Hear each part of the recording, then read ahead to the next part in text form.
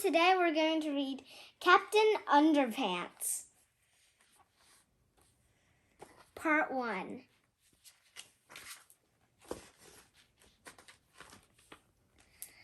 Episode 1, The Phantom Principal. A long time ago in an elementary school far, far away, there were two cool kids named George and Harold.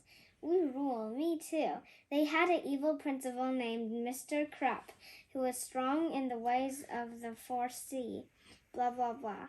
He foreseed them to steady, blah, blah, blah. He forced them to clean, and he forced them to behave.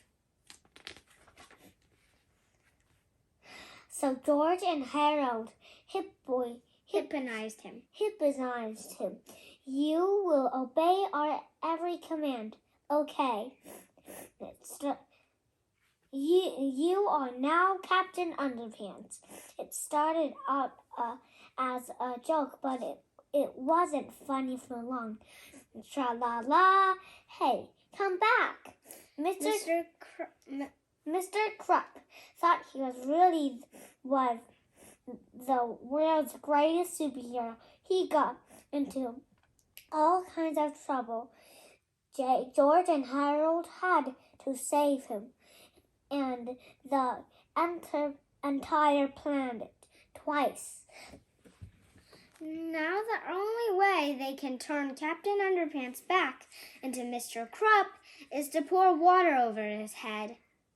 But the worst part is that George and Harold have to keep an eye on Mr. Krupp, because for some strange reason, whenever he hears someone snap their fingers, he turns back into you-know-who. Tra-la-la. So whatever you do, please don't snap your fingers around Mr. Krupp. You heard the man. Please, please, please don't snap those fingers. Chapter 1, George and Harold. This is George, Beard, and Harold Hutchins. George is the kid on the left with the tie and the flat top. Harold is the one on the right with the t-shirt and the bad haircut. Remember that now. If you were looking for a few words to describe George and Harold, you might come up with kind, funny, smart, determined, and deep. Just ask their principal, Mr. Krupp. He'll tell you that George and Harold are kind of funny-looking, smart Alex who are determined to drive everybody off the deep end.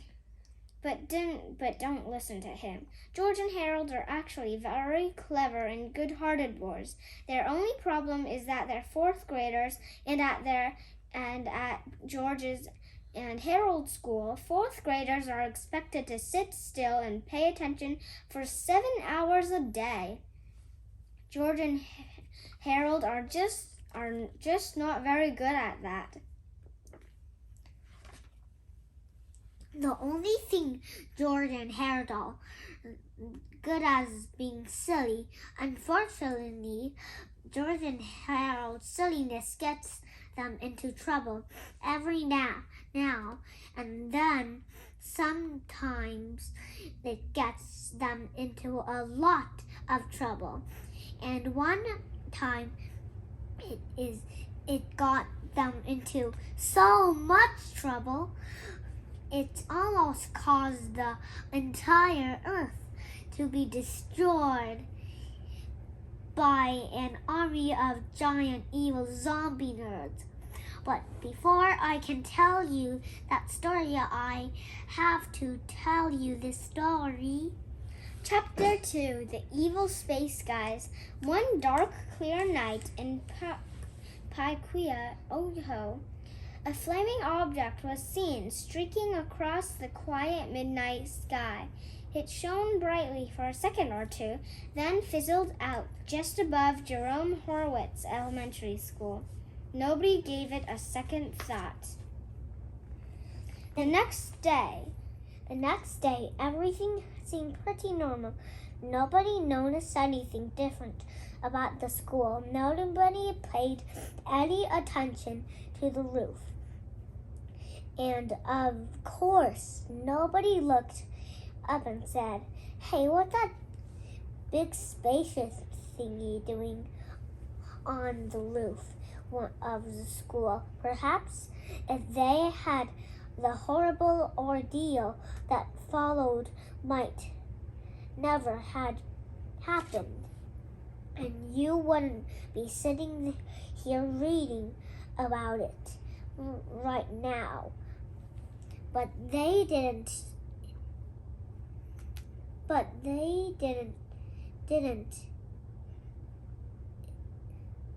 It did. And well, here we are. As we can all plainly see, there was a spaceship on top of the building, and inside that spaceship were 3 of the most evil, hideous, and merciless spacemen ever to set foot on the roof of a small Midwestern elementary school. Their names were Zorks, Klax, and Jeffner. Their mission? To take over planet Earth. "First," said Zorx, "we must find a way to Infiltrate the school." Then, said Klax, "we will turn all the children into gate superpowered evil zombie nerds." Finally, said Jeffers, "we will use them to take over the world." Zorx and Klax laughed and laughed. "Silence your fools," barked Jeffers. "Sir, if our plan is to work, we must wait until it is not trivially convenient. In the meantime, we will watch their every move on our Tricoloscope. tricoloscope. I like this book because it's really funny. What about you? It's very funny too. Bye. I hope you like this book.